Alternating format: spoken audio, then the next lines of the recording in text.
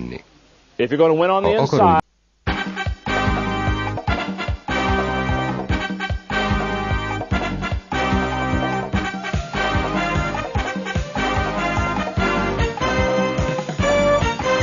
we all like to win. And yet what's interesting is, Szeretünk győzni, és ami érdekes, sokan nem tudunk. Miért, és mit tehetünk ellene? Erről szól a mai előadás.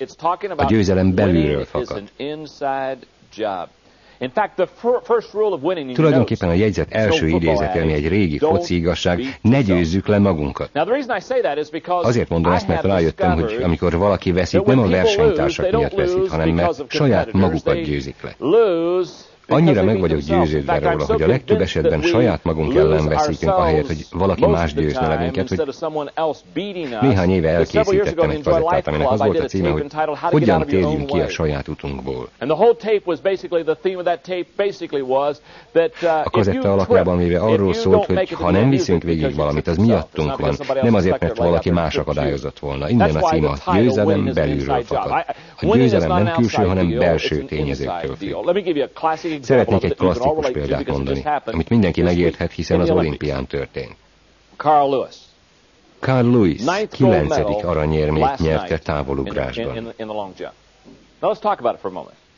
Beszéljünk erről egy kicsit. Láttam az interjút, nem tudom, önök látták-e a verseny után, amiben arról beszélt, hogy nem várta, nem is hitte volna, hogy bejut a döntőbe, és eszébe se jutott, hogy esetleg övé lesz az aranyérem. De ami elképesztő, elismerte, hogy vannak, akik nagyobbat tudnak nála ugrani. Megkérdezték tőle, hogy akkor hogyan nyert. Azt mondta, nagyon egyszerű, rengeteg tapasztalatom van. Van néhány aranyam, és megtanultam győzni. Aztán minden olyasmiről beszélt, ami belülről fakad, amire gondolt, amikor neki kezdett. Tudják, mit mondott, amikor túl volt rajta? Van 4-5 srác, aki nagyobbat tud ugrani nálam, de én győztem. Azért győzött, mert van benne valami, ami a többiekben nincs. Erről szeretnék beszélni. Néhány percen belül megosztok önökkel 15 gondolatot arról, hogyan lehet belülről kiindulva győzni. Ez az előadás meg fogja változtatni az életüket. De mielőtt elkezdeném, sokszor, ha valaki a győzelemről beszél, rossz kérdéseket tesz föl. Valójában 2 dolog van, amiről az emberek állandóan beszélnek a győzelemmel kapcsolatban, és én ilyenkor mindig szeretnék közbeszólni, várjunk, csak ennek semmi köze a győzelemhez. Például az első rossz kérdés. Mik a feltételek? Egy csomó embert ismerek, akik mielőtt megmondanák, hogy meg tudnak-e valamit csinálni, megkérdezik a feltételeket. Például, ha valamilyen sporteseményen vannak, vagy valami olyasmiről van szó, amiről az előbb beszéltünk, azt szeretnék először tudni, hogy a verseny otthon vagy idegenben van-e. A hazai pálya ellen, ugye? Vagy milyen lesz az idő? Szabad téren, vagy fedett pályán lesz-e, esni fog-e, hideg lesz-e? Szóval rengeteg ember arra alapozza nyerési képességeit, hogy milyenek a körülöttük lévő feltételek, vagy ha az életből merítünk példát. Nem csoda, ha nem sikerül, rossz a családi háttere. Ha te is ott születtél volna, ahol én, ha te is akkor születtél volna, amikor én, ha te is oda születtél volna, ahova én, akkor tudnád, miért nem tudod győzni. Más szóval az ilyen emberek feltételorientáltak, tehát mindig a körülményekre fogják, ha valami nem sikerül. Értik? Mennyiszer találkozunk emberekkel, akik azzal mentegetőznek, nem voltak megfelelőek a feltételek. Rossz kérdés. Hadd álljak meg azok miatt, akik a kazettát hallgatják. Barátaim, ha nem győznek, nem az az oka, hogy rosszak a feltételek. Ezt ne felejtsék el. A második rossz kérdés, amit sokszor feltesznek, ha nem azt teszik föl, hogy milyenek a feltételek, akkor azt kik a vetétársak. Más szóval azt mondják, nem csoda, ha nem sikerül, hiszen vannak itt mások, akik gyorsabbak, jobbak, okosabbak, akármi, ha már a vetétársaknál tartunk. Mindig is nagy csodálója voltam John Woodennek, a UCLA Bruins sokáig sikeres edzőjének, aki valószínűleg olyan csúcsot állított föl az egyetemi kosárlabdában, amelyet nem fognak megismételni. Azt hiszem 8 bajnokságot nyert egy húzamban. Nem hiszem, hogy valaha is meg lehet dönteni ezt a rekordot. Szeretnék valami érdekeset mondani róla. Annyit olvastam az életéről, amennyit csak tudtam. Van egy dedikált kosárlabdám is tőle az irodámban. John Wooden sosem szitta az ellenfelet. A többi edző mind hozta magával a spionjait, John Woodennek még csak nem is volt. Egyszer megkérdezték tőle, miért nincs valaki mellette, aki a többi csapat körül szaglászik. John erre azt mondta, az én legnagyobb gondom nem a másik csapat. Az én legnagyobb gondom mi vagyunk. És ha önmagunkat jól fel tudom készíteni, hogy tudásunknak megfelelően játszunk, teljesen mindegy, hogy ki az ellenfél. Látják, a győzelem belülről fakad. Mindig is így volt, mindig is így lesz. És azok, akik külső körülményeket, vagy valaki mást keresnek, aki ellopja tőlük a győzelmet, rossz helyen keresgélnek. Amit nagyon szeretek a mai előadásban, és ami miatt úgy gondolom, hogy nagyon hatékony a következő. Pillanatokon belül elmondok önöknek 13 módszert, ami segít abban, hogy belülről kiindulva győzünk. Azt szeretem ebben az előadásban, hogy mindenki önök közül, és azok közül is, akik hallgatják a kazettát, meg tudja tenni mind a 13. Gondoljanak bele, nem nyújtok önöknek semmi olyat, amit nem tudnának megtenni. Nem teszem olyan magasra a mércét, hogy ne tudják elérni. Ezen az előadáson minden elérhető. Minden egy alacsonyabb polcon van. Felnyúlhatnak és segíthetnek magukon, ha akarnak. Hogy megteszik-e, önökön múlik. Én önöknek és nem önök helyett tartozom felelősséggel. Az én felelősségem az, hogy olyan elveket tanítsak, amelyek megváltoztatják az életüket. De önök a felelősek azért, hogy megváltoztassák az életüket. Én nem vagyok felelős azért, hogy megváltoztassam az önök életét. Én a saját életemért vagyok felelős, nem az önök életért. Meg kell érteniük, hogy én csak lehetővé teszem az önök számára, hogy hozzáférjenek, és megtegyék mind a 13-at. Ha nem akarják, kihagyhatják mindegyiket, elveszíthetik az életüket, és nem tudják miért. Vagy hogy a legtöbb vesztes csinálja. Másokat okolhatnak a vereségükért. Azért vagyok itt, hogy megmondjam önöknek, mindegyikük képes megtenni ezeket a dolgokat. Tudják, hogyan lehet kívül is győztesnek lenni? Belül kell győzni először. A belső győzelem mindig az első. Csak ezután lehet kívül is. Tehát először mindig a belsőkön dolgozunk, mielőtt a külső dolgokkal birkóznánk meg. Azt szeretem ebben az előadásban, hogy nem csak, hogy mindannyian meg tudják tenni, hanem lesznek, akik meg is teszik. Figyeljenek! Néhányan nagyon közel vannak a sikerhez, nem is tudják, mennyire közel. Én pedig ezen az előadáson néhányukat feljuttatom a csúcsra. Annyit kérek csak, hogyha sikerül eljutniuk a csúcsra, tudassák velem. Csak annyi, hogy John, sikerült, megadta az utolsó lökést ahhoz a néhány lépéshez, amit meg kellett tennem. Mert életem célja, hogy segítsek az embereken, hogy eljussanak a csúcsra. Életem célja, hogy értékesebbé tegyek dolgokat. Ezért csinálom az egészet. Minden nap egy cél miatt ébredek. Csak egy cél vezérel. Ez pedig az, hogy dicsőítsem Istent és segítsek az embereken. Ez életem értelme. És amíg ezt teszem, jót cselekszem. És ha néhányuknak tudok valami értékeset átadni, lehet, hogy az lesz, amivel a csúcsra jutnak. Kezdjük 13 mód, hogy belül győztesek lehessünk első. Érezzünk felelősséget saját magunk és a jövőnk iránt.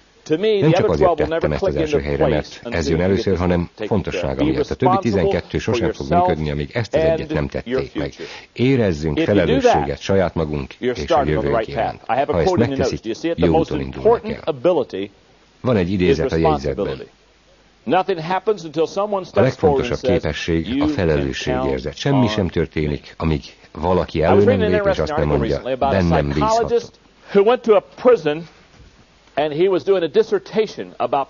Nemrég egy érdekes cikket olvastam egy pszichiáterről, aki meglátogatott egy börtönnek, olyan emberekről írta a disszertációját, akik börtönbe kerültek valamiért. Interjúkat készített velük, és azt mondta, hogy élete legleleplezőbb beszélgetéseit élte át, mert amikor megkérdezte a börtönlakókat, miért vannak ott, egyetlen sem mondta azt, hogy én rontottam el az én hibám, mindegyik ugyanazt mondta, átvertek, rossz időben, rossz helyen voltam, áldozat vagyok. A beszélgetések során arra a következtetésre jutott, hogy sehol sem talált még több ártatlan ember. A legártatlanabb emberek a börtönben ülnek. A probléma nem az, hogy mit követtek el, hanem az, hogy képtelenek vállalni a felelősséget azért, amit tettek. Hiszen mindannyian követünk el hibákat. Mindannyian csináltunk hülyeségeket, nem ez a kérdés. Fel kell nőnünk ahhoz, hogy vállaljuk a felelősséget, azért, amik vagyunk és amit teszünk. Tudják, rengeteg idézetet gyűjtök össze, annyiban már, hogy egy külön füzetem van hozzá. Manapság már külön ilyen könyveket veszek. Bemegyek a boltba, és már nem is kell keresnem, megtalálnak ők. Követnek, nemrég is találtam találtam egy könyvet, melynek ez a címe, leckék, amelyeket megtanultam. Olyan idézetek gyűjteménye volt, amelyek arról szólnak, ki milyen leckét tanult meg élete során. A következő egy 25 évestől származik, úgy gondolom nagyon jó. Ezt mondta. Megtanultam, hogy hátterünk és körülményeink lehet, hogy befolyásolják, kik vagyunk, de felelősek vagyunk azért, amilyenné válunk. 25 éves. És már tudja. Tudják, hogy van egy csomó 50 éves, aki nem jött még rá erre? Hány éves korban fogunk rájönni? Hány éves korunkban jövünk rá, hogy mi vagyunk a felelősek azért, kik vagyunk, hol vagyunk és mi történik velünk? Amikor még lelkész voltam, találkoztam olyan 40-es emberekkel, akik még mindig a szüleiket emlegették, hogy nem szoktatták őket szobatisztaságra a megfelelő időben. Én meg csak azt mondtam nekik, hé, ragadja már meg a saját életét, hiszen azért felelős. Na most egy klasszikus példa. Elmentem Joe Porterhez, pénteken Portlandbe. Fél hét körül értem a reptérre, taxit akartam fogni, hogy egyenesen oda menjek. Szóval beálltam a sorba, valami iszonyú hosszú sor állt, mindenki taxira várt. Megláttam a sort, és mint mindig, amikor sorra találom szemben magam, megkérdeztem magamat.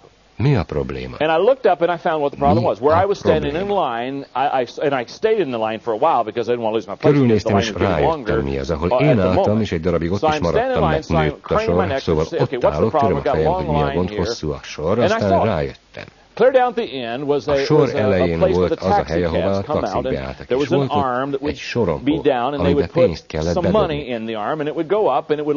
Ha egy taxi oda akart beállni, tehát csak egy taxit engedett be egyszerre. Egymás után jöttek a kocsik, sorompó föl, sorompó le. Nézem ezt a dolgot úgy 5-6 percig. Körülbelül ez az az idő, amit egyébként bármit képes vagyok nézni, anélkül, hogy közbeszólnak. Úgyhogy megkértem valakit, tartsa a helyemet a sorban, és elmentem segíteni. Oda mentem az elejére. Láttam ott egy embert, aki integetett a taxiknak. So I go up clear to the front of the line, and there's a guy that waves them on. Not only they have to wait for the arm to raise, tehát nem elég, hogy arra kell várni, hogy fölemelkedjen a sorompó, hanem arra is, hogy ez az ember beengedje őket. So I thought, well, I'll start with him. Úgy tűnt a legegyszerűbb, ha vele kezdem. Azt mondom neki. Figyeljen, mondhatok valamit? Erre ő. Nem hiszem. Látja ezt a sort? Persze, segíthetek? Hogyan lehet megszabadulni a sorban állástól? Na, az nem az én gondom. Then I said, could I ask you a question? Whose problem is that? Kinek a gondja, kérdem? Of course, it's your problem. You're the one in line. Hát a maguké. Maguk állnak sorban, nem? Now I realized that és akkor rájöttem, hogy igen nagy gondol állok szemben.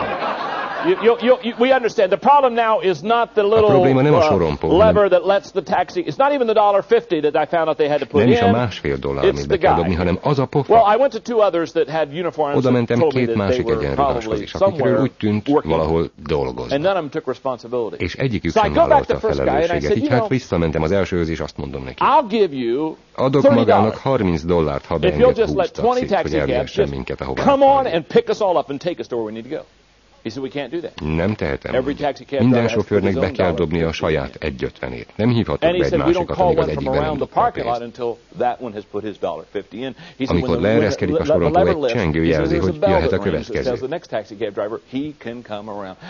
Megmernék esküdni rá, hogy a rendszert egy olyan perfekcionista tervezte, aki valami nagyon szépet akart alkotni.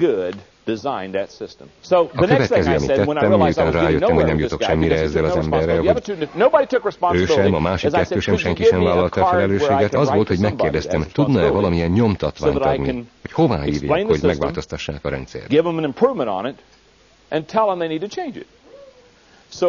Hát hogy nem mondta, tudok ilyen kérdőívet adni. Tudja mit? Válaszoltam, ne egyet adjon, hanem 50-et. Úgyhogy adott egy kupacot. Én meg végigmentem a soron, és mindenkinek adtam egyet, hogy töltse ki és küldje be. Végül is 20 percet vártam, amíg megérkezett az én taxim. Felemelkedett a sorompó, megszólalt a csengő. Bedobtam $1,5, beszálltam, és mehettünk. Tudják, mi volt itt a probléma? Nem volt felelős. Mindenki a másikra mutogatott, mondván nem az én bajom. Pontosan erről beszélünk, ezért írtam a jegyzetbe a következőt. A leginkább segítő kezet a saját karunk végén találjuk. Vállaljuk a felelősséget. Hadd mondjak valamit. Ha képtelenek vagyunk megtenni az első pontot, jó hírem van. Nem kell végighallgatniuk a kazettát. Kikapcsolhatják a maguk, mert már most vesztesek. Mindig is azok voltak. Azok és azok is lesznek. Kapcsolják ki és feszítsenek. That's just a thought. It's just a thought. Na jó. Mert ha nem vállalják a felelősséget saját magukért, a következő 12 pont nem nyújt majd segítséget. Mert mindegyikre mentséget fognak találni. Az első, nőjünk fel, éljük az életünket és vállaljuk a felelősséget. Ha nem megy, ne hallgassák meg a kazettát, nincs rá szükségük. Egyedül is tudnak veszíteni. 2. Figyeljünk és tanuljunk más sikeres emberektől. Ha nyerni akarunk, legyen nyitva a szemünk és a fülünk. Legyünk olyan emberek társaságában, akik elértek más sikereket, és találjuk ki, hogyan csinálták. Nézzék a jegyzetet, nem véletlen, hogy Isten egy szájat és 2 fület adott nekünk, amikor nem figyelünk valamire, félig elzárjuk tanulási lehetőségeinket. Nemrég hallottam egy történetet egy kisfiúról, aki sakkozott a nagypapájával. A nagypapa folyamatosan nyert, mire a kisfiú elkezdett panaszkodni. Papa, állandóan nyersz. Ugye nem akarod, hogy szándékosan veszít, csak ellenet kérdeztem a papa. Ha szándékosan veszíteni, sose tanulnál semmit. De én nem tanulni akarok, hanem nyerni.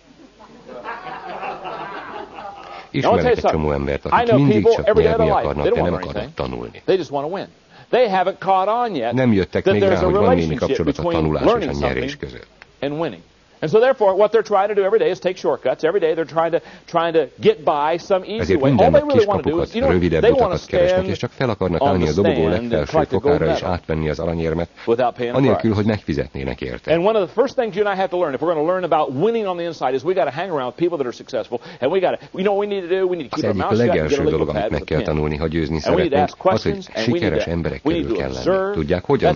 Egy szót sem szólva jegyzetkönyvvel a kezünkben. Kérdéseket kell tenni, és meg kell figyelni mindent. Pontosan így építettem ki egy hatalmas gyülekezetet. A 20-as éveim elején felhívtam a legnagyobb gyülekezetek lelkészeit Amerikában, fizettem nekik fél óránként $100, leültünk és kérdéseket tettem, hogy megtudjam, hogyan lettek sikeresek. Senki sem lesz véletlenül sikeres. Ha kitaláljuk, hogyan csinálták, arra is rájövünk, mi hogyan csináljuk. Szeretném elmagyarázni, mit értek ez alatt. 14 évig vezetőket vezettem Skyline gyülekezetemben. Havonta egy szombatot közös reggelivel töltöttünk, amikor vezetői alapkérdéseket tanítottam nekik. Annyira szerettem volna, hogy sikeres emberektől tanuljanak, hogy az egyik évben minden feladat a következő volt. Minden előadás után, mondjuk az elkötelezettségről szóló előadás után, az volt, hogy a következő alkalomra találjanak valakit, aki elkötelezett valami iránt, a munkája, a családja, akármi iránt.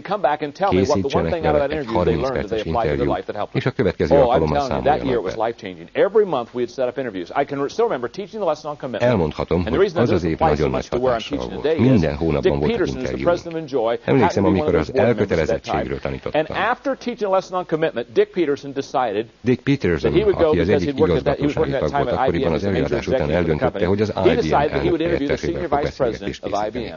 Dick Peterson megtett, és amikor megérkezett az interjúval, emlékszem, azt mondta, hogy annak az embernek az elkötelezettsége, akivel beszélgetek, annyira lenyűgözte, hogy ő maga még semmi iránt nem volt annyira elkötelezett, mint beszélgető partner. Eldöntött tehát, hogy ugyanolyan elkötelezettséggel fog azontul nekem segíteni a munkámban.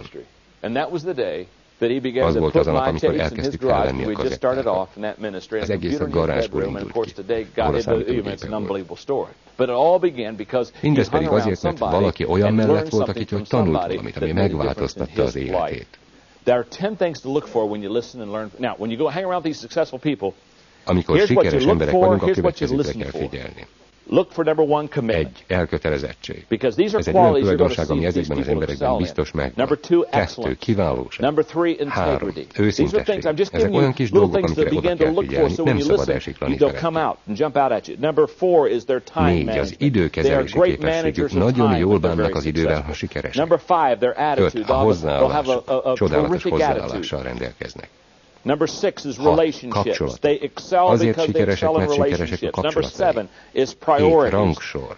Figyeljenek ezekre a dolgokra, amikor ezekkel az emberekkel beszélgetnek. 8, szilárd családi értékek. A legtöbb sikeres embernek szilárdak a családi értékei. 9, energia. Kérdezzék meg, honnan van az energiájuk. 10, nyugalom. Életük nagyfokú nyugalma. Let me give you a classic example of egy klasszikus példát. Jim and Nancy were involved in this. Jim és Nancy is benne volt. Néhány hete Orlandóban voltunk egy csodálatos találkozón. A life-changing meeting for me. Best day I spent in 1996, and probably the best day I will spend in 1996, was a day with Jim and Nancy and Coach Mack at Promise Keepers. Jim és Nancy és más kiváló emberek, akikkel belekezdtünk egy non-profit segítő szervezetbe. As we began a non-profit organization to help people. Okay, anyway, enough of that. During the day, as I'm getting all these people networked in this room, azon a napon, amikor a hálózat kiépítésén dolgoztunk, joy to watch these heavyweights start networking. And Dave Aberdeen spoke that morning about the fact that he had a major business, major corporation that was in trouble, and that 25 years ago, de 25 évvel ezelőtt Isten megajándékozta a nyugalommal. And there was every person in that room és minden egyes ember abban a teremben kijelentésének a hatása alá került. Now we're having dinner. 10 hours later. 10 órával később vacsorázunk éppen. Nagyon jól érezzük magunkat, amikor Max az edző, aki régebben Coloradóban edzősködött, ránézett Dave-re és azt mondja, David, szeretném, ha arról a nyugalomról beszélni. Szeretném, ha mindent elmondanál róla. Szeretném, ha imádkoznál Istenhez, hogy nekem is adja meg azt a nyugalmat. Megtudta, hogy van mellette valaki, aki olyas valaminek a birtokában van, amiről ő többet szeretne tudni. Figyelt, tanult, és kérdezett. Csak azt szeretném ezzel mondani, hogy mindannyiunk előtt vannak olyan példák, amiből tanulhatunk. Azt látom, hogy ha valaki egy sikeres ember közelébe kerül, jellemvonásait és nem az erősségeit próbálja meg felvenni. Ezért soroltam fel ezt a 10 dolgot, hogy tudják, mit keressenek, mert biztos vagyok benne, hogy a sikeres emberekben ezek többsége megvan. 3. pont. A harmadik dolog, amit a belülről fakadó győzelemért tehetünk, az, hogy szeressük, amit csinálunk, és csináljuk is azt. Ha sikeresek akarunk lenni, szeretnünk kell, amit csinálunk. Konfucius mondja, válaszolj a munkát, amit szeretsz, és akkor egy napot sem kell dolgoznod életedben. Catherine Graham mondja, az a lényeg, hogy szeressük, amit csinálunk, és tudjuk, hogy számít valami. Mi lehetne ennél jobb? Charles Mayo doktor ezt a mottót tette a falára. Nincs jobb, mint a munka. Thomas Edison azt mondja, soha nem dolgoztam egy napot sem az életemben, mindent szórakozásból tettem. Egyik este Thomas Edison hazament, ha olvasnak róla, én nagyon sokat olvasok róla, munkaőrült volt, csak a találmányainak élt. Szóval hazament, és a felesége azt mondta neki, szeretném, ha pihennél egy kicsit, menj el bárhova, ahova szeretnél, és tölts ott egy hetet. Gondolkozott egy kicsit, majd így válaszolt, jó, kedvesem, elmegyek. Tudják, mi történt? Másnap reggel 5-kor ott volt a munkahelyén. Felesége kijön, azt mondja, mondtam, hogy valami olyan helyre menjél, ahova igazán szeretnél, mire ő ott vagy. Thomas Edisonnal ugyanaz történt, ami bármelyikünkkel megtörténhet. Imádtam, amit csinál, és ha imádjuk, amit csinálunk, akkor már nem is munka. Például én sokat dolgozom, de egy napot sem dolgoztam még végig. Amikor ezeket az előadásokat tartom, azt hiszik, hogy ez munka. Itt ülök a jegyzettömbömmel, írok, másolok, jól érzem magam. Azt hiszik, ez munka, ez nem munka, ez az élet. You think this is work? This isn't work. This is life. Amikor Joe Porterrel Portlandban voltam, a számítógépével volt elfoglalva, ott van ott, aki gombokat nyomogatott, mosolygott. Azt hiszik, az munka? És miért? Mert imádja, amit csinál. Figyeljenek. Ha nem szeretik, amit csinálnak, hagyják abba. Csak azt szeretném megmutatni, hogyan lehet belülről győztesnek lenni. Szerintem sokan önök közül kudarcra vannak ítélve. Kudarcra, mert nap után olyat csinálnak, amit utálnak. Szerintem az élet túl rövid ahhoz, hogy minden nap utáljuk, amit csinálunk. Csak annyit kell tenni, hogy leülnek és megkérdezik. Jó, mit is akarok igazán csinálni? Elképesztő, hogy egy csomó embernek gyötrelem az élete, mert minden nap olyat csinál, amit nem szeret csinálni. Üljenek le, találják ki, mit szeretnének csinálni, és ha rájöttek, adják át neki magukat teljesen. Ha nem tetszik az üzlet, szálljanak ki. Csináljanak olyat, amit szeretnek. Csináljanak olyat, ami a javukra válik. Nem, ezek csak gondolatok. Látom magán, hogy azt gondolja, Istenem, segíts ezen az emberen. Kicsit túlcsordulok energiával, nem? Nagyon izgatottnak lennék az előadás. Nézzék a jegyzetet. Először találjunk olyan valamit, amit ingyen is megtennénk, aztán tanuljuk meg olyan jól csinálni, hogy az emberek boldogan fizessenek érte. Így működik az egész. Általában pont fordítva csinálják. Tudják, mit akarnak általában az emberek? Pénzt. Azt mondják, ha eleget fizetsz, szeretni fogom, amit csinálok. Tudják, sose lehet boldoggá tenni egy boldogtalan embert azzal, ha többet adunk neki. Sose jobbintunk. Van egy érdekes kutatás, benne van a jegyzetben. Egy kicsit hosszú, de megírja. Egy kutatócsoport 20 évig kísérte figyelemmel 1500 ember sorsát. A kutatás elején két csoportra osztották őket, A és B csoport. Az A csoport, a mintegy 83%-a olyan emberekből állt, akik kizárólag azért kezdték el a karrierjüket, hogy legyen elég pénzük ahhoz, amit majd valamikor később akarnak csinálni. A B csoport, a mint a másik 17%-a olyan emberekből állt, akik olyas valamibe kezdtek, amit szerettek volna csinálni, és csak később törődtek a pénzzel. Az eredmény megtökkentő volt. A 20 éves időszak végén 101 milliómosok lettek az 1500-ból. A milliómosok egy kivételével 101-ből a B csoportból voltak. Azok közül, akik azt választották, hogy azt csinálják, amit szeretnek. Hiszem, hogy ha azt tesszük, amit szeretünk, minden más később magától jön. Van egy másik hihetetlen kutatás. Egy nemrégiben elvégzett Harris közvéleménykutatás a következőkre utal. A dolgozók 63%-a úgy tartotta, hogy nagyon kevés az olyan ember, aki ugyanolyan keményen dolgozik, mint 10 éve. A dolgozók 78%-át kevesebb büszkeséggel tölti el a munkája, mint 10 éve. 69% úgy gondolja, hogy a munka ma Amerikában kevesebb értékkel bír, mint 10 éve. 73% úgy tartja, hogy a dolgozók kevéssé motiváltak, mint 10 éve. Hinder Luzra, a Time magazin alapítójára emlékeztet, aki azt mondta, hogy az amerikaiak milliói nem dolgoznak, de hál' Istennek van munkájuk. Ezek az eredmények ne lepjenek senkit.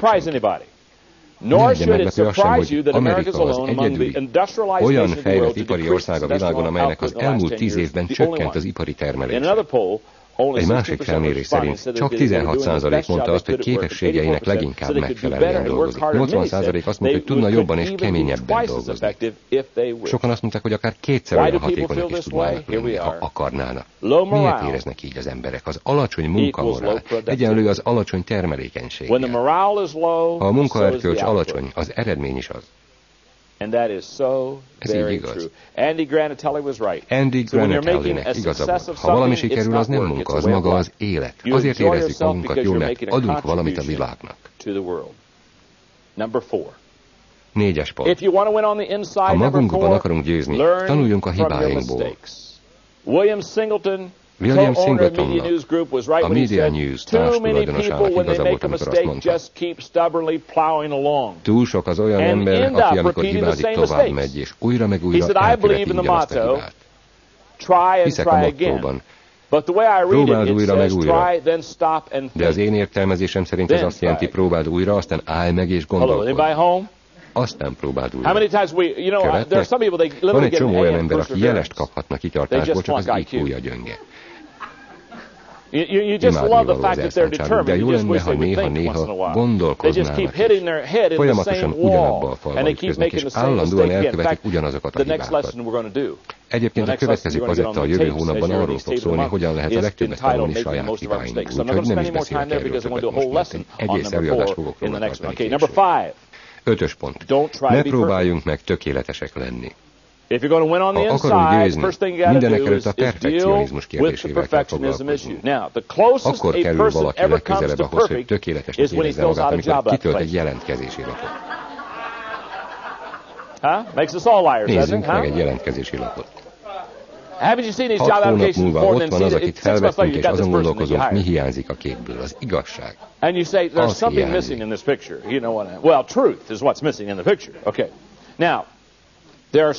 Van néhány probléma a perfekcionizmussal kapcsolatban, amiről röviden beszélni kell. Nem a kiválóságról beszélek, és nem arról, hogy valaki a tőle telhető legjobbat nyújtja. Teljesen másról. El fogom magyarázni a különbséget, mert a kiválóság nagyon fontos. Nagyon fontos, hogy a tőlünk telhető legtöbbet adjuk. Nem arról beszélek, hogy gondolkodás nélkül csináljunk mindenfélét. Egyáltalán nem. Arról beszélek, hogy ha a perfekcionizmust tartjuk szem előtt, az meggátol abban, hogy valaha is sikeresek legyünk. 1. Megakadályozza, hogy kreatívak legyünk. Sose lehet valaki kreatív, ha perfekcionista. Mert a kreativitás ereje sose fogja engedni, hogy átlépjük azt a bizonyos határt.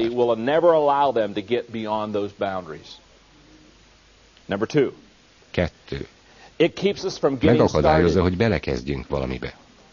Perfectionism keeps a person from getting started. You show me a perfectionist, I'll show you a person that doesn't know how. Mutassanak egy perfekcionistát. Ő lesz az, aki nem tudja, hogyan kezdjen bele valamit. És tudják miért? Mert mindig csak a tökéletes válaszra, a tökéletes ötletre, a tökéletes javaslatra vár. And Cardinal John Henry Newman was right when he said nothing would get done bíborosnak igaza volt, amikor azt mondta, semmi sem készülne el, ha mindig arra várnak, hogy annyira tökéletesen tudjuk csinálni, hogy senki se találhasson benne hibát. Hadd mondjak valamit a perfekcionistáról. A legtöbb esetben, nem mindig, de a legtöbb esetben azért olyanok, amilyenek, mert attól félnek, valaki más is hozzájut annak gyümölcséhez, amit ők érnek. Ez megint egy olyan dolog, amiről ma nincs időnk beszélni. 3. A harmadik gond a perfekcionizmussal az, hogy megakadályozza, hogy produktív legyen. Catherine mondja helyesen, csak menj tovább, és esélyed lesz arra, hogy olyankor botlasz valamibe, amit a legkevésbé várod. Sose hallottam még, hogy valaki ülve botlott volna bele valamibe. 4. A negyedik baj a perfekcionizmussal elvon a céltól. A perfekcionistának nehéz átfogóan tekinteni a dolgokra, mert mindig elvesznek a részletekben.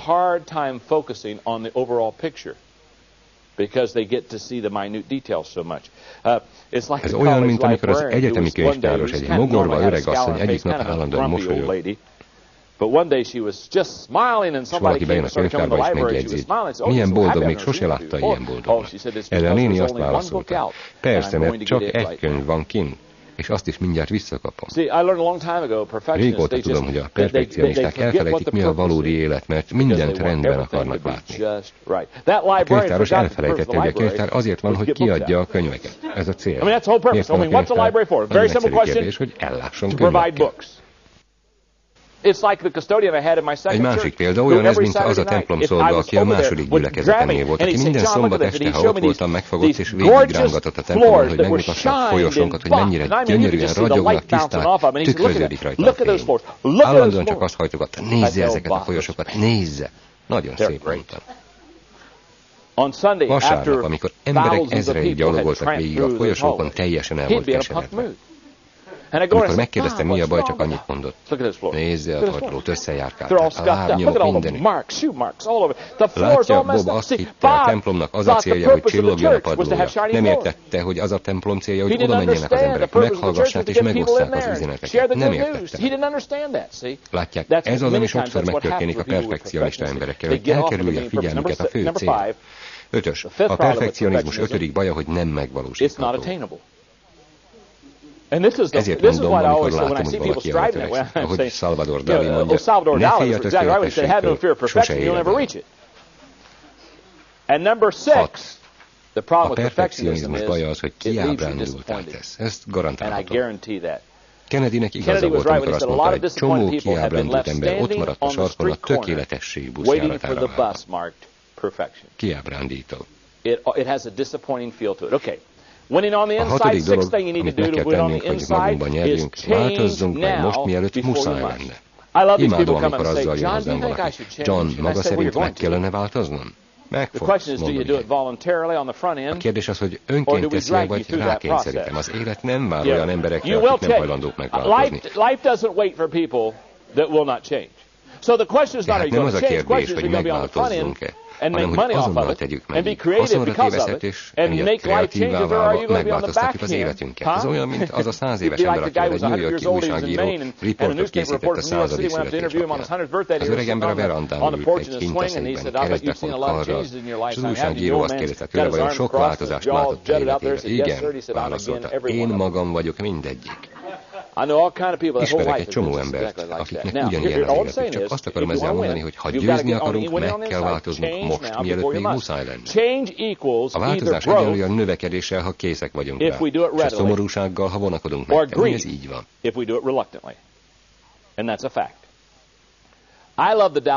Nagyon szerettem a Dallas Cowboys-t, amikor még Amerika legjobb csapata volt. Most már nem szeretem őket.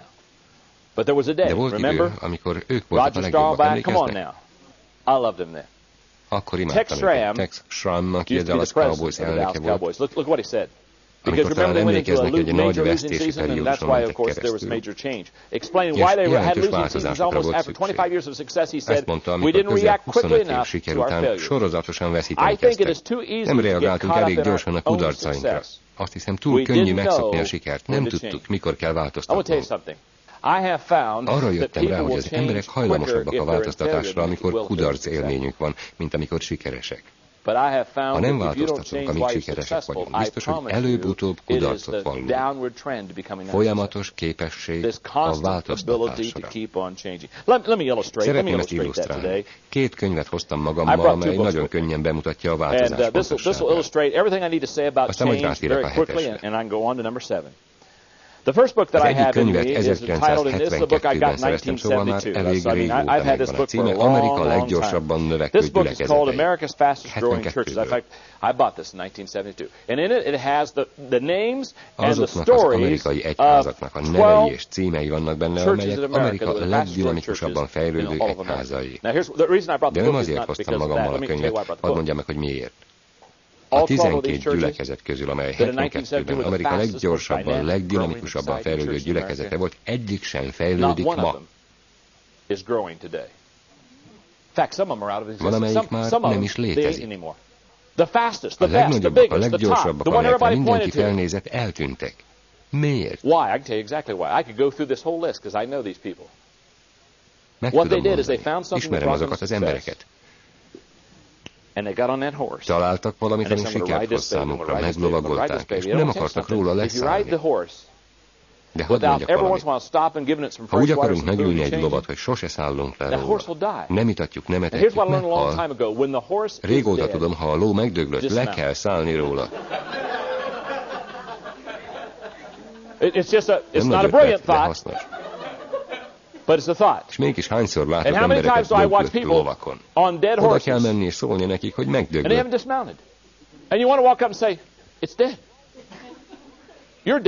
Mindenki halott, a szervezet is halott, ha nem vagyunk hajlandók változtatni. Tehát ezért hoztam magammal ezt a könyvet, mert 3 évvel ezelőtt, amikor még Skyline-ban lelkésztettem, volt egy könyv, amelynek ez volt a címe, 10 gyülekezet, amely ma újítani képes. Ami érdekes, ha elolvassák ezt a könyvet, az első fejezetben rólam és a San Diego-i gyülekezetemről fognak olvasni. A munkatársaim és én is, amikor megjelent ez a könyv, annyira, de annyira büszkék voltunk. Egy rakáskönyvet gyűjtöttek össze a szobáinkban. Nagyon büszkék voltunk. Láttam ezt a büszkeséget, és tudtam, hogy egy napon el kell mesélni egy történetet. Bevittem egy másik könyvet, és megmutattam. Tessék, ezek voltak Amerika leggyorsabban fejlődő gyülekezetei 20 éve. Már nem azok. Ha az esélyek ugyanazok maradnak, 20 év múlva valaki ezt a könyvet fogja mutogatni. Hello. And they'll say, let me tell you about Skyline Western. It used to be. Now, why did the 20 years ago these churches no longer pass quite simple? Visszautasították, hogy változtassanak. Egy vezető legyen a változtatás ügynök. Ha elolvassák a könyvemet, fejlesszük a vezetőt önmagunkban, egy egész fejezet van benne, ami arról szól, hogy egy vezető értékmérője az, hogy mennyire tud pozitív változásokat előidézni a szervezeten belül. A vezetők a változás ügynökei, nem pedig gátlói. Sokszor látom, hogy valaki a kinti világban veszít, mert nem változik meg belül. Remélem, hogy közülünk senki sem ugyanaz az ember, aki 1 évvel ezelőtt volt, és remélem, hogy 1 év múlva senki sem lesz ugyanaz, aki most. Értik? 7. Tegyük meg, amit megígértünk. Ha győzni akarunk önmagunkban, tegyük meg, amit megígértünk. Egyébként mindazt, amit elmondok, bárki meg tudja tenni. Hadd kérdezek valamit. Mindannyian felelősek tudunk lenni az életünkért? Igen vagy nem? Mindannyian megtesszük, amit megígértünk? De ha nem, ne ígérjük meg. Nagyon sokszor találkoztam ilyesmivel. Elmondom, mi történik, ha nem teljesítjük, amit megígérünk. Őszinteség nélkül nincs hit. Hit nélkül nincs bizalom. Bizalom nélkül nincs vezetés. És vezetés nélkül nincs haladás. 2 féle ember létezik. Nézzék a jegyzetet. Az, aki megteszi, és az, aki lehet, hogy megteszi. Csak a beteljesedés percében sikerülnek a tettek. Akkor fogadtatnak el az ígéretek, akkor teljesülnek a vállalások. Ha megtesszük, amit ígérünk, el is végezzük feladatunkat. Nincs olyan, hogy talán, nincsenek be nem tartott szavak. Mások tudják, hol állunk, és megtanulják, mikor számíthatnak ránk. Ha elvégezzük a feladatunkat, miénk az ellenőrzés, a felelősség hatalma és a jól végzett munka öröme. Megígérhetem, hogy abban a percben, amikor nem tesszük meg, amit megígérünk, az emberek sose fognak többé bízni benne. És ezt nyilván senki sem akarja. Lehet, hogy ez azt jelenti, hogy nem kell semmit megígérni, és akkor nem kell betartani. Tudják, mit jelent? Azt például, hogy megígérhetem, nem tartok sose olyan előadást, amire nem készültem fel alaposan. Régóta tudom, mint lelkész. Elég egyetlen vasárnap rossz prédikációt tartani, és azok, akik elhozzák a barátaikat, meg fogják kérdezni. Tényleg el kellene hozni a barátainkat? Milyen lesz legközelebb? Ez bizonytalanság. Egyszer kiváló máskor elsője. My dad and I took my dad to the airport. My dad and mom been with me 2 weeks. And I've done a lot of conferences. Sok konferencián voltam már, és apám azt mondta nekem, hogy 50 éves lelkészi gyakorlat alatt rengeteg ezen utazott, és elhihetem neki, hogy kezemen megszámolhatom, hányszor késett el, vagy maradt el értekezletre. Ezt örököltem tőled, mondtam neki. Lelkészként eltöltött éveim alatt sose hiányoztam a vasárnapi istentiszteletről, mert beteg voltam. Egyszer sem hagytam ki egyetlen konferenciát sem, ahova hivatalos voltam. Egyszer, amikor Új-Skóciába mentem, elromlott a repülőgép, és akkor is oda telefonáltam, hogy aznap nem, de másnap reggel ott leszek. Amikor John Maxwellre gondolnak, ne gondoljanak a kiválóságra, kreativitásra, arra, hogy itt egy ember, aki jegyzettömbben rohangál fels alá, és mindenfélét beszél. Tudják, mire gondoljanak? Ugyanaz nap-nap után. Ugyanaz nap-nap után. Ugyanaz nap-nap után. Sose változik. Én olyan unalmas vagyok, mindig betartom, amit kitűzök magam elé. Mindig. A lehető legnagyobb tiszteletlenség egy vezető részéről, ha elkezd valakiket irányítani, és nem fejezi be a munkáját. Ha vállaljuk, hogy elvisszük valahova őket, kísérjük és vissza egészen hazáig, különben ne is ajánljuk fel a segítségünket.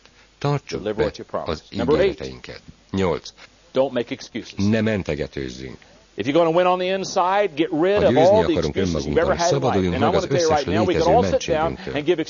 Tudom, hogy most mindannyian felsorolhatnának egy csomó okot, hogy mit, mikor, miért nem tettünk meg, és nem fogunk megtenni, nem így van. Ha akarnám, most azonnal megállíthatnám a kazettát, és tarthatnék egy panasz délután. És hiszik, nem hiszik, az elsőnek semmi esélye sem lenne, mert ha én elmondanék egy történetet, valaki más elmondaná egy sajnálatra méltóbbat, és egy órán belül mindannyian kiugranak az ablakon. Akárki, aki valaha is sikeres volt az életében, mondhatna 27 okot, hogy miért nem sikerül. Amikor Bermudán dolgoztam, egy egész órát töltöttem azzal, hogy elmondtam a problémákat, amelyek egy vállalkozás beindításánál várnak rám. Az első hozzászóló étterme leégett. Testvére egyben partnere meghalt repülőszerencsétlenségben, és mindenki nézte ezt a videót, és irigykedett.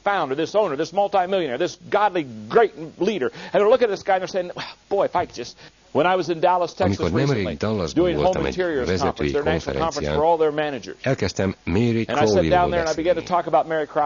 Annak a 700 vezetőnek azt mondtam, hadd mondjak valamit, amikor elkezdte a vállalkozását, majdnem megbukott. $6,000 lett volna szüksége, és nem volt annyi pénze. Az első évben kiderült, hogy rákja van. Ugyanabban az évben ölték meg Kennedyt, amikor 5 évig mindenki lenézte rá. Minden oka megvolt arra, hogy ne menjen az üzlet. Rákja van, nincs elég pénze. Mindenki lenézi a városban. Őt pedig nem érdekelte. Régóta tudom, a házasság arra való, hogy együtt legyünk, hogy kevesebb problémánk legyen. A legjobb házasságok, a legjobb vállalkozások olyan emberekéi, akik sosem mentegetőznek. Nagyon egyszerű.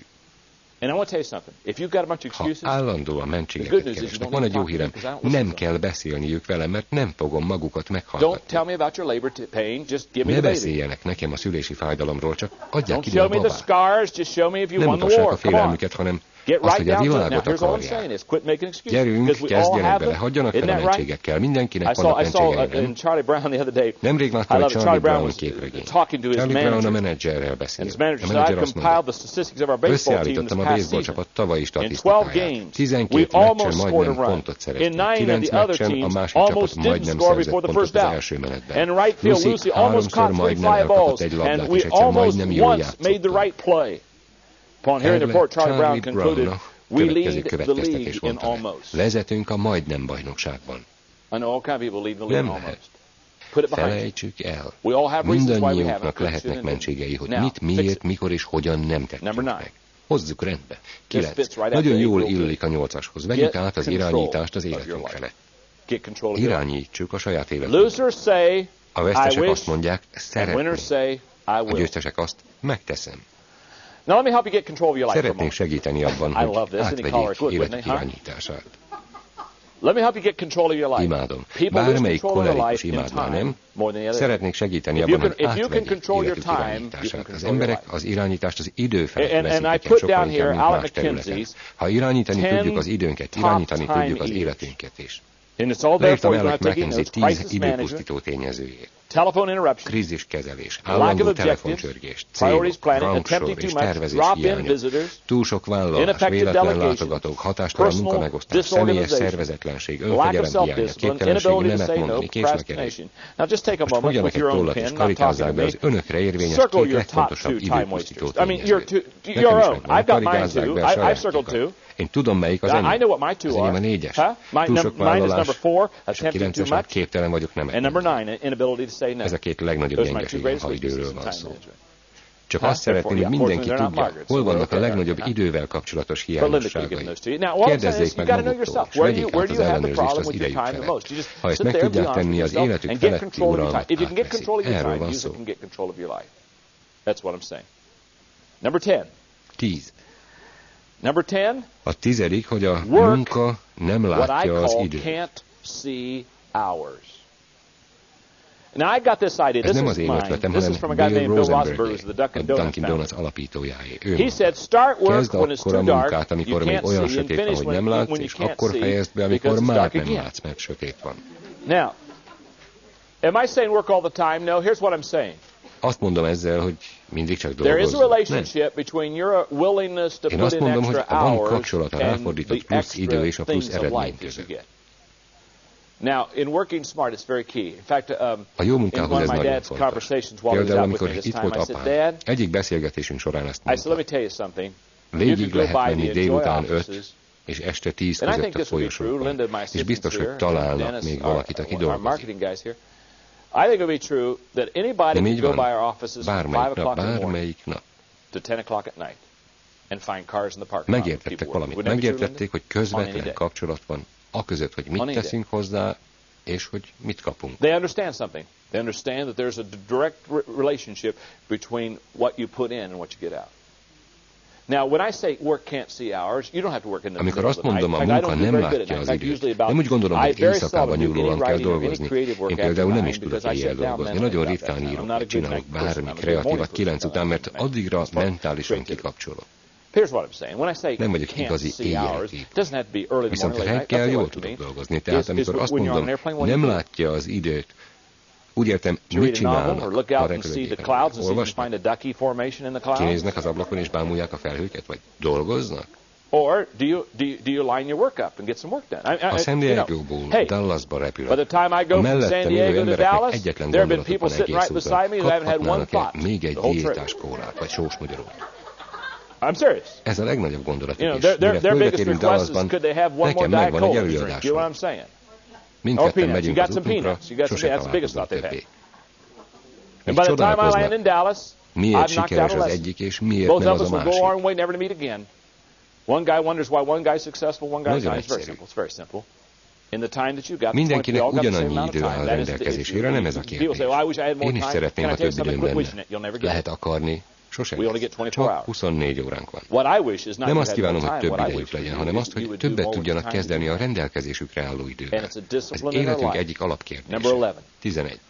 Tervezzünk és állítsunk fel rangsort. Ha kívül győzni akarunk, tekintsünk magunkba, tervezzünk és állítsunk fel rangsort. A legfontosabb dolgokat sose szabad alávetni, a legkevésbé fontos dolgokat. Két fontos területe van a tervezésnek és rangsorolásnak. Erről fogunk beszélni, remélve, hogy segítséget adok önöknek, és sikerül kezükbe venni életük tervezését.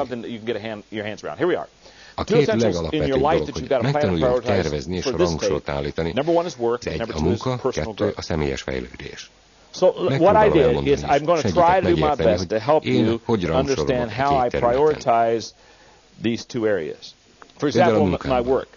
Basically, you prioritize your work. Fel a munkám. Now, let me just stop here for a moment. Meg egy kicsit. Here's what I'm saying. You got X amount of things to do. You got to put them on a paper, and you got to say, okay, what of all the 12 things I got to do, what's number one, what's number two? Now, it's so simple. In other words, you list on the paper your priorities as far as your workload. We all have them.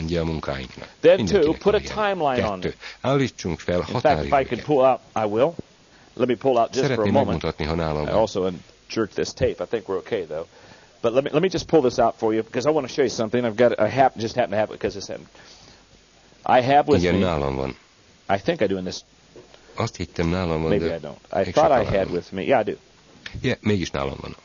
This is my schedule up to 8/13. A következő a programom augusztus 13-áig. Every bit of my priorities are right on this piece of paper. Life is so simple. I'm embarrassed to even bring this back to you. Annyira egyszerű, hogy szinte szégyenlem ezt elmondani, de így kell elvégezni a munkát. Először is rangsort kell felállítani, aztán határidőket. Például, hogy egy ilyen előadást összeállítsa, körülbelül 12 óráig tart. 12 For example, to do a lesson like this, it takes me about 12 hours to do a lesson like this. So I have it blocked. I mean, there it is, Network 21. I've got you blocked right there on 7/26. I did this lesson. I had this blocked. Először is rangsort kell felállítani, aztán határidőket. What you do is you prioritize your workload. And then you put a timeline on it, so that you always have it in front of you. I mean, this sits at my desk every day, so that I'm there working at my desk, so that I'm looking at it all the time, and I know whether I'm behind or I'm ahead. In fact, I tell you right now, I'm about a day and a half behind right now. I'm in a little bit of trouble. Okay, now, you prioritize your work, you put a timeline on it, you put it in the calendar, aztán beírjuk a naptárba, make folders of every work project you have, minden egyes make folders of every potential work project you're going to have, before a trip, because many of you travel, gather material for your next work project, take it with you, and take the next work project with you. It's so simple, it's going to be embarrassing. I'll go, Thursday morning I'm going to go to Atlanta, Jim and Nancy, we're going to go to the Olympics by olimpiára, Jimmel és Nancyvel. Nagyon jól fogjuk magunkat érezni, de a táskámban nem kevesebb, mint 6 dosszié lesz. Munka, amit meg kell csinálni. And I'll wait for the moments when I have it. I'll do it on the plane there and on the plane back, and I'll find the little times when I can just get aside. But the moment, see, here's what I found a long time ago. How many times do we have 30 minutes? Van csak úgy 30 I'm talking about 30 minutes. We don't have 5 hours. We have 30 minutes. Percünk. Here's what you do. I can guarantee you, if you do not know where you're going, you'll waste those 30 minutes. I don't waste my 30 minutes because I'll tell you what, I go in and get my next folder. I already have my work laid out. I can mentally in 30 seconds get started because I've already laid out mentálisan 30 perc alatt fel tudok készülni, mert mindenhez van egy dosszié. Nagyon egyszerű mód, hogy megtanuljuk, hogyan dolgozzunk hatékonyan. Nem kell tovább, csak okosabban dolgozni. Growth is not an automatic process. Now, I listen 7 tapes a week. In fact, a növekedés nem automatikus folyamat. Én 7 kazettát hallgatok meg egy héten. A kocsiban tartom mind a hetet. They have a rubber band around them because what happens is, if you would go to my desk right now in my office at my house, you would find that I have 50 to 60 tapes on the left-hand corner of my desk. All of them in piles of 7 with a rubber band around them. Nagyon jól működik, ha valaki el tud számolni 7-ig. And you have rubber bands. Persze. That is the problem. I knew it. I don't have rubber bands. If I had just had those rubber bands. Now, this is so it's embarrassing. I'm not trying to talk down. Please understand. I'm trying to communicate and help you, but I'm not, because Annyira egyszerű, egészen kiábrándító, milyen egyszerű, csak segíteni akarok, higgyék, alapvető dolgok ezek. Azért alapvető mindez, mert úgy kell tekinteni. Nem vagyok zseni, úgyhogy mindent egyszerűsítve kell tartanom. Minden héten, ha otthon vagyok, végighallgatom a kazettáimat. Van egy helyen bal oldalon, ahol tartom őket. Kiveszem az egyiket, beteszem a magnóba. Igenis hetente 7-et meghallgatom. 7 kazetta, 5 óra. Könnyen lehet végezni hetente 7 kazettával.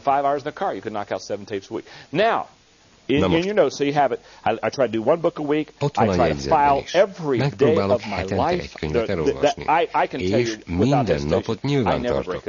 Habozás nélkül állíthatom, hogy sose szektem meg ezt a szabályt. Minden napot nyilván tartom. Minden nap találok valamit, amit besorolhatok valahová. Minden héten próbálok kitalálni egy új ötletet, és minden nap írom.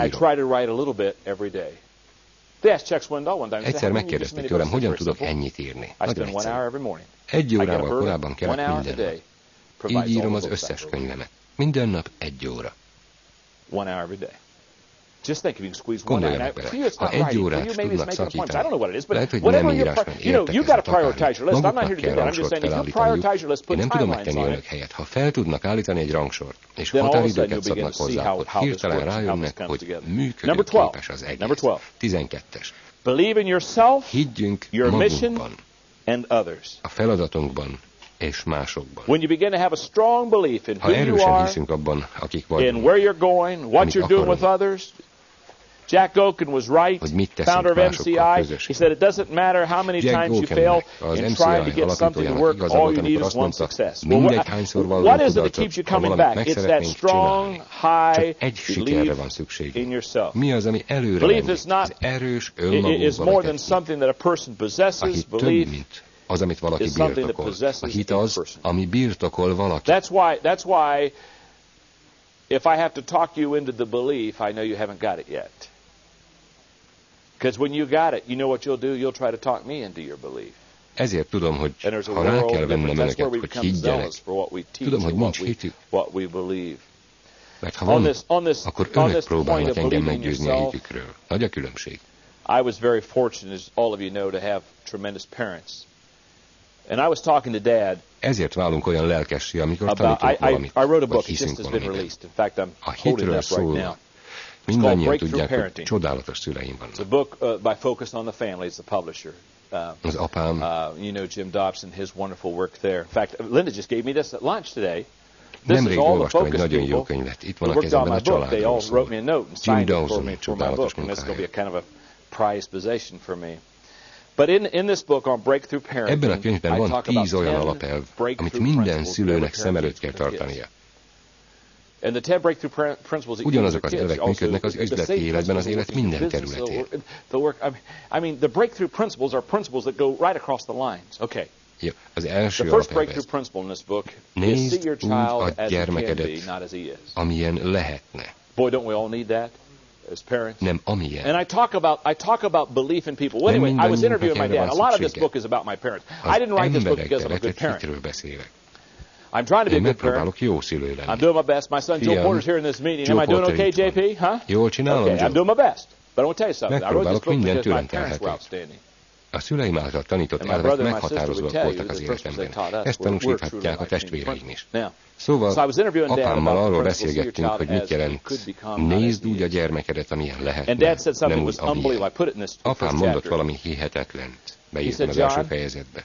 Addig, amíg erkölcsileg vagy jogilag helyes, bármit meg lehet tenni. Mindig is hittem bennetek, és abban, hogy kihasználjátok lehetőségeiteket. Sose akadályoztam semmit, amit tenni akartatok. Tehát erős hitre van szükség önmagunkban, és azokban, akikkel dolgozunk. Imádom a következő mondást. Csodálatos, amikor az emberek hisznek a vezetőben, de még csodálatosabb, amikor a vezető hisz az emberekben. Milyen igaz? How true that is. Number 13. 13. Give more to others adjunk többet, mint amit mások elvárnak. Than they expect. Louis Stevenson helyesen mondta, ne annak alapján ítéljünk, amit learatunk, hanem annak alapján, amit elvetünk. Veszélyes annak alapján ítélni, amit kapunk. You know what? I'm always putting money in the bank, and I'm not talking about dollars in the bank, although that's a good idea. Nem dollárokról, hanem kapcsolatról van szó. Minden nap azt mondom, hogy ha sikerült elvetnem valamit az emberekben, hihetetlen mennyiséget fogok visszakapni. How many seeds did I sow that down the road will come back unbelievable? Too many times we want to reap the harvest. And you know what? The most ridiculous thing is people who want to reap the harvest. Vannak, akik más termését aratják le. Azt hiszik, így könnyű. Aztán egész életükben arra várnak, hogy újra jöjjön az aratás. You know what happens? Then they think it comes easy. And then, you know what the rest of their life do? They sit waiting for the harvest to come again. And they wonder why never do. There are five types of people. Number one, az első sose the type that never invest. Elvárja, hogy begyűjthesse az eredményt és panaszkodik. Ő az életnek panaszkodója. Sose fektet be. Elvárja, hogy begyűjthesse az eredményt és panaszkodik, ha nem sikerül. A második sose fektet be, és nem várja el, hogy begyűjthesse az eredményt. Az ilyenek szenvednek. Vannak, akik elkezdenek befektetni, és azonnal eredményt akarnak. Ismernek ilyeneket? Az ilyenek menekülnek, mert rájönnek, hogy az élet ezt nem engedi meg.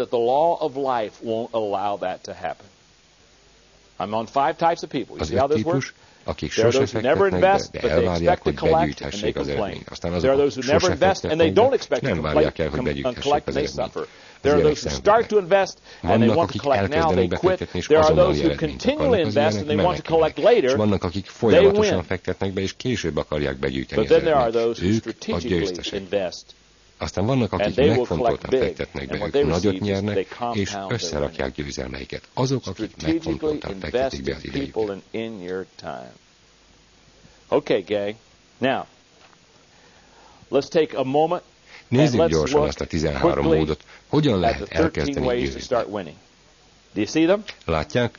Legyünk felelősek a jövőnkért. Azt szeretném, ha megcsinálnak ezt maguknak. Menjenek végig az egészen, és írják be. Nincs meg fogom tenni, meg fogom tenni, vagy megvan.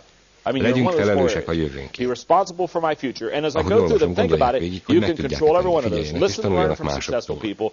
Szeressék, amit csinálnak, és tegyék. Tanuljanak a hibáikból, ne próbáljanak meg tökéletesek lenni. Változzanak meg most, mielőtt muszáj. Vigyék véghez, amit megígérnek. Ne mentegetőzzenek, ellenőrizzék saját életüket. Dolgozzanak nem látott időben, tervezzenek és rangsoroljanak. Higgyenek magukban, a feladatban és másokban. Adjanak többet, mint amit elvárnak maguktól. Ha megteszik ezt a 13-at, ha belülről kezdik, kívül már magától fog menni. Köszönöm szépen.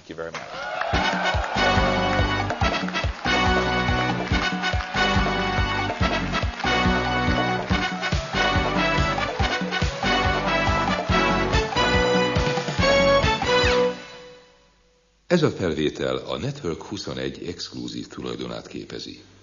Sokszorosítása szigorúan tilos a Network 21 által adott írásos engedély nélkül. Senki nem tudja garantálni azt, hogy az ezen a kazettán elhangzott módszerek és állásfoglalások önnél is működni fognak. Mindazonáltal reméljük, hogy az itt bemutatott ötleteink segítenek majd egy erős és jövedelmező